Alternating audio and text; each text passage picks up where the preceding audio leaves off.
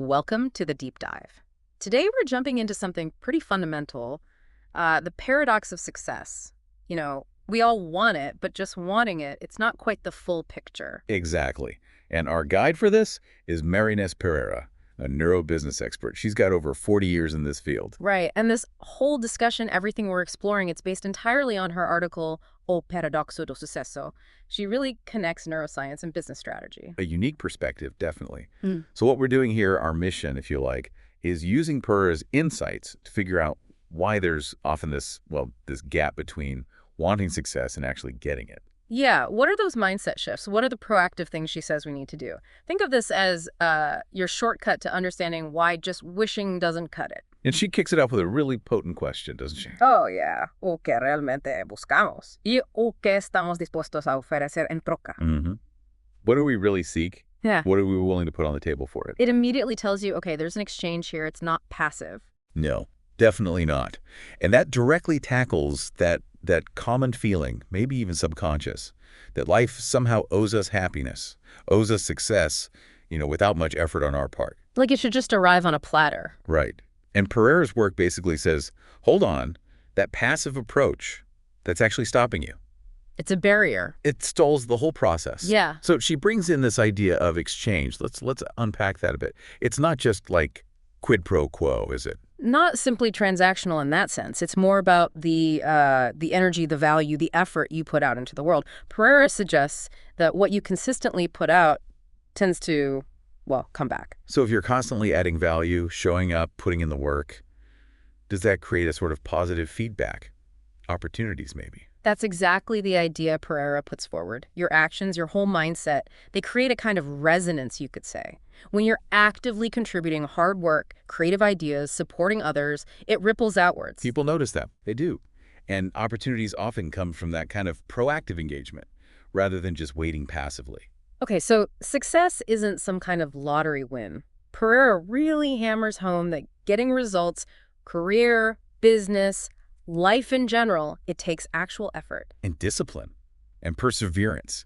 Sticking with it when it gets tough. It's a process, right? Not a destination you just arrive at. Absolutely. And she gives concrete examples, which I think are helpful. Things like making difficult choices. Like choosing the long-term goal over the easy win right now. Exactly that. Delaying that immediate gratification. Or strategically managing your time and energy instead of just letting the day happen to you. It makes you think, doesn't it?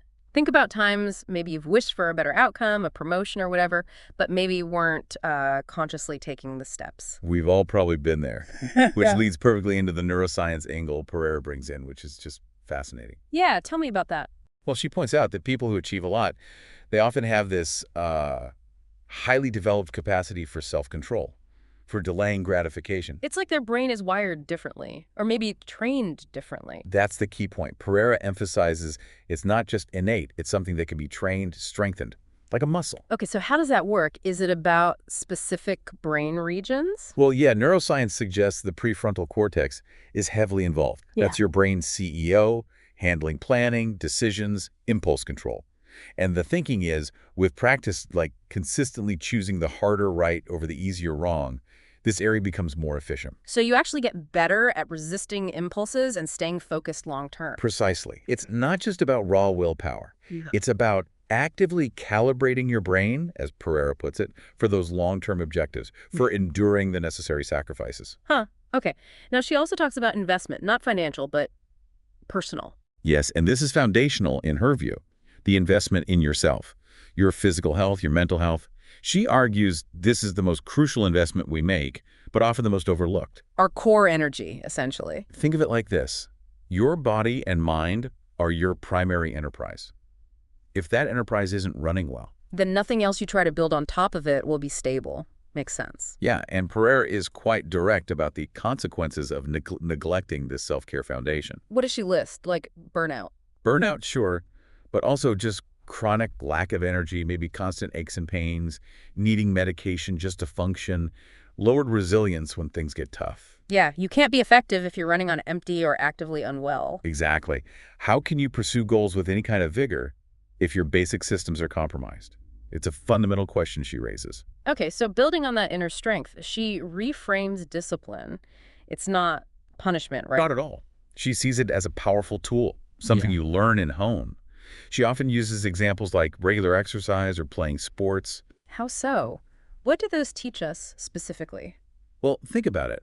Sticking to a workout routine when you don't feel like it, that teaches delayed gratification.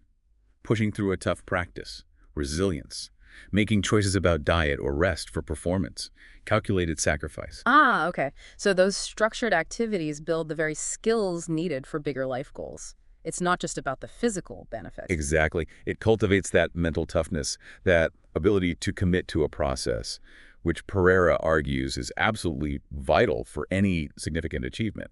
It makes discipline feel less like a burden and more like, well, training. Practical. I like that. So where does this all lead? What's the essence of success according to Pereira? It gets quite profound, actually. Mhm. She suggests true success involves mastering yourself. Self-control, yes, but also managing your emotions effectively. Finding inner peace, even when things outside are chaotic. So it's less about the external trophies and more about your internal state. The internal state enables the external results, in her view.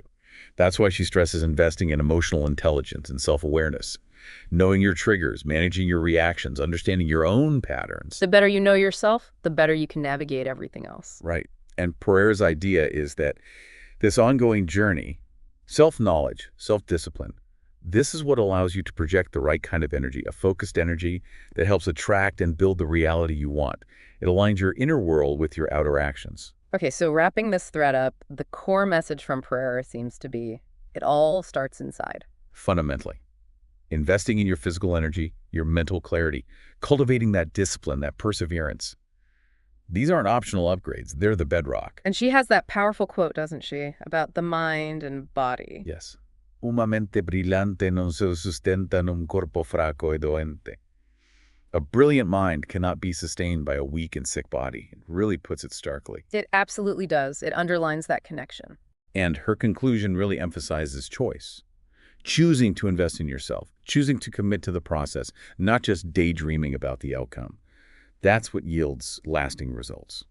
So for you listening, the real takeaway here from Pereira is this: your own energy. That can be your driving force. Self-care isn't selfish. It's your primary investment. And every single step, even the small ones, if they're deliberate, they are actively moving you closer. You're building success, not just waiting for it. So, to sum up our deep dive into Marynês Pereira's O Paradoxo do Sucesso, success isn't passive. It's not something you just receive.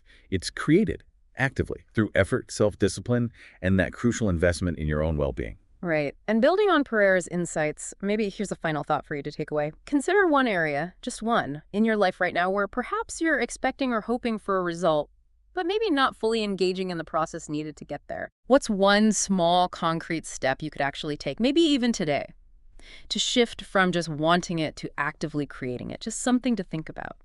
And remember, this exploration was based entirely on the article O Paradoxo do Sucesso by Marynês Pereira. We really encourage you to reflect on her ideas and see how they might apply to your own goals and aspirations.